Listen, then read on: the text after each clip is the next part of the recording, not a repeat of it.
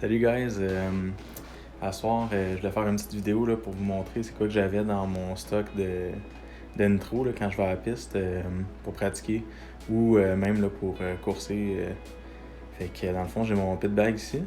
Puis j'ai une couple d'autres aussi là, que je traîne pas nécessairement dans mon pit bag, mais je vais vous montrer là, c'est quoi que j'ai.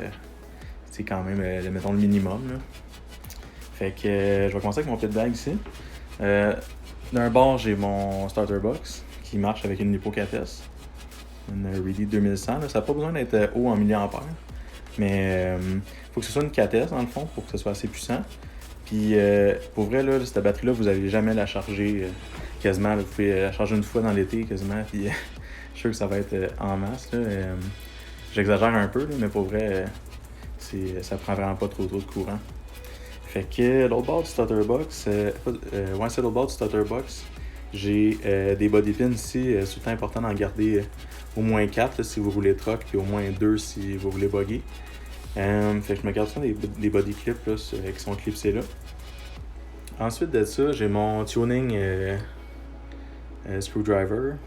C'est un petit tournevis bien quand même long et fin, un tournevis plate pour tuner les vis du moteur nitro. Ici, j'ai un tournevis MIP, c'est un 2 mm slash 964, je pense. 564. Ouais. Fait que c'est ça. Ça, c'est juste pour des petits.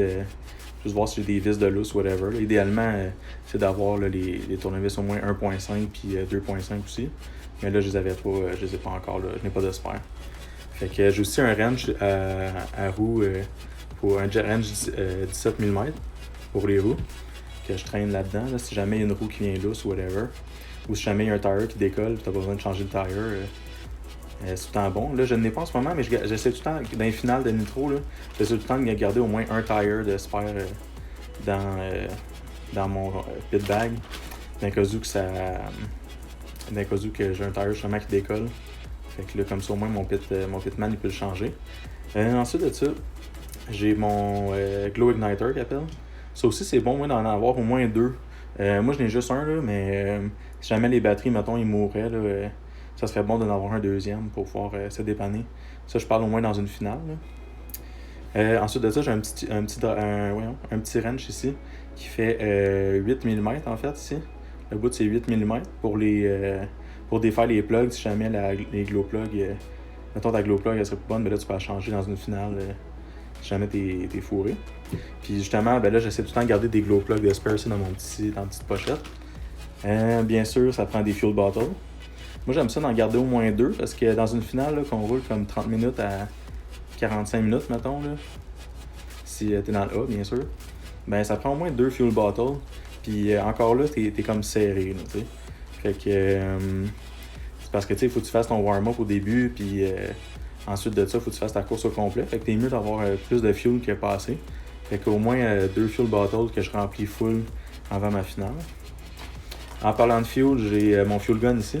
Ça, c'est un truc que Bébé m'a montré. Là. Tu tiens ça dans un sac Ziploc de congélateur. Puis dans le fond, tu mets une petite guenille dedans si jamais ça dégoûte.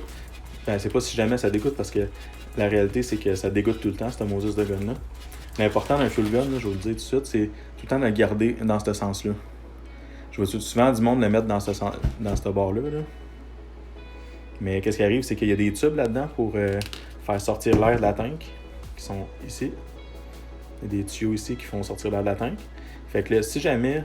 puis eux autres, dans le fond, ces tubes-là, ils s'en vont jusque dans le top. Jusque là. Je sais pas si on les voit, les tubes, on les voit très bien. Dans le fond, le fuel, il rentre tout... Si vous le mettez dans ce sens-là, le fuel, il va rentrer dans les tubes. Puis après ça, quand vous le faites comme ça, là, ça va tout couler mettons, sur votre pit area. Puis après ça, vous allez sûrement chialer comme quoi les fuel guns, c'est de la merde, puis ça coule partout. Mais c'est sûr que là, vous aidez pas, là, tu sais. Fait que, idéalement, quand il est plein de fuel, tout le temps dans ce sens-là. Fait que ça, c'est ça pour le fuel gun. Puis ça, c'est un Losi, je pense. Mais un Protec fait la job. Losi ou Protec ou peu importe, là, c'est assez standard, là. Fait que ça ressemble à ça. On passe à côté. Ensuite de ça, ici, ça c'est plus quand il fait chaud, quand il fait froid, pardon. Dans le fond, j'ai mon engine heater. Ça, j'utilise une Lipo 3S 2200 Idéalement, ça 2200 c'est un peu bas comme milliampère parce que ça tire bien du jus. Fait que si vous allez avoir une lipo 3S, mettons 5000, là, vous allez pouvoir l'utiliser un petit peu plus longtemps. Là. Moi, il faut que je la charge un petit peu plus souvent que j'aimerais. Là. Quand il fait froid, bien sûr, mettons comme à Desjoliers ou à des places, là, mettons même à Trac-à-Bégo en automne ou tôt au printemps, mettons. Je regarde ici dans la petite pochette, j'ai mon Temp Gun pour checker la température. Ici, on le voit pas. Ah, dans le fond, ici, j'ai tout le temps des notes d'espère, des notes de roue.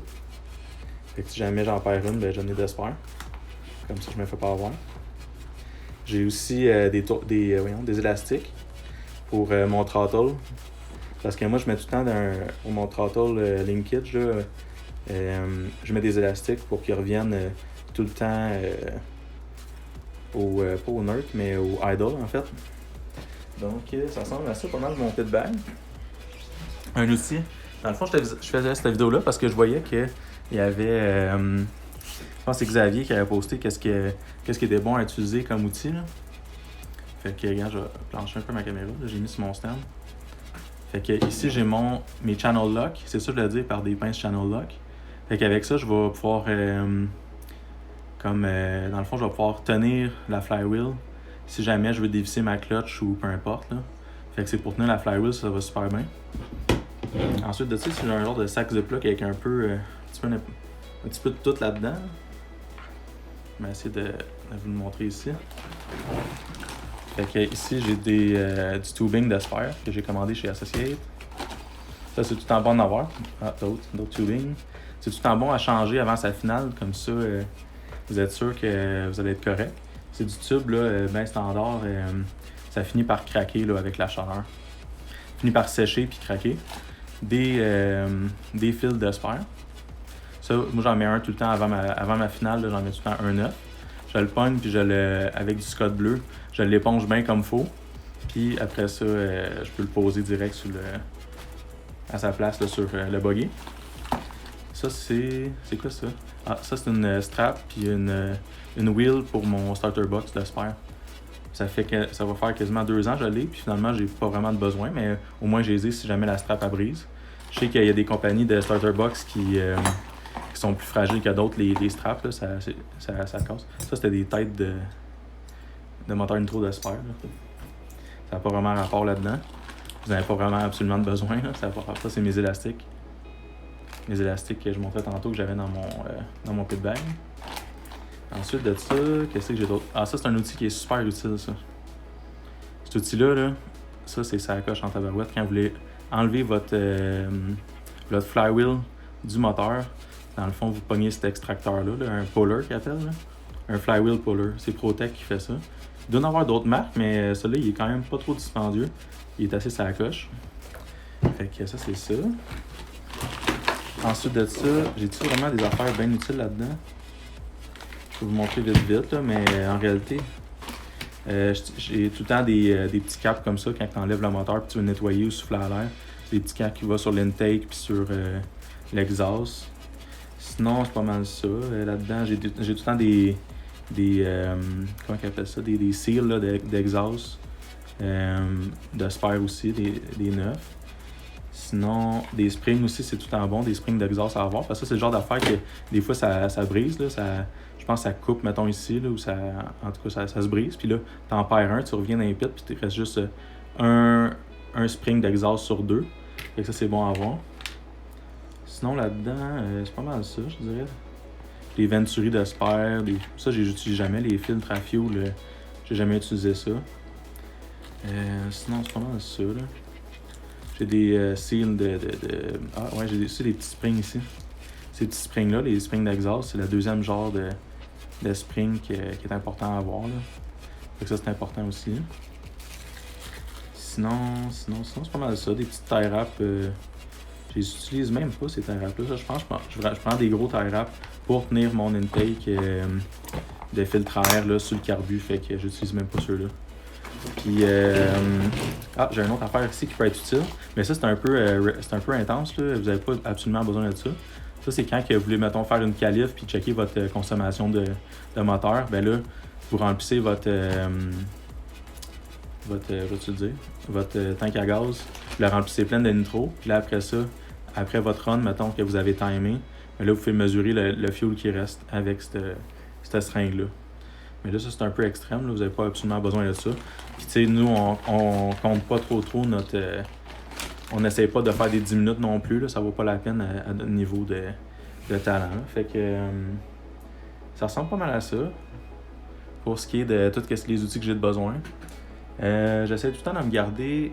j'ai un autre ici que je pourrais vous montrer. Là. Je l'ai ici dans mon autre coffre. C'est quand que je veux têter ma clutch, en fait. Quand je veux têter ma note de clutch, j'utilise... dans le fond, c'est 8 mm le wrench. C'est le même wrench que vous pouvez utiliser pour têter votre glow plug. Donc 8 mm. Mais moi, ce que je fais, c'est que je prends mon gros tournevis 3 mm. Je le rentre là, juste ici. Puis je vais têter ça. Je trouve que j'ai plus de force qu'avec ce petit wrench-là. Là. Fait que sinon, ça ressemble pas mal à ça. Je pense que j'ai fait le tour de ce que je voulais montrer. Puis en tout cas, si vous avez des questions, n'hésitez pas à l'écrire en commentaire. Fait que ça ressemble à ça. Merci là.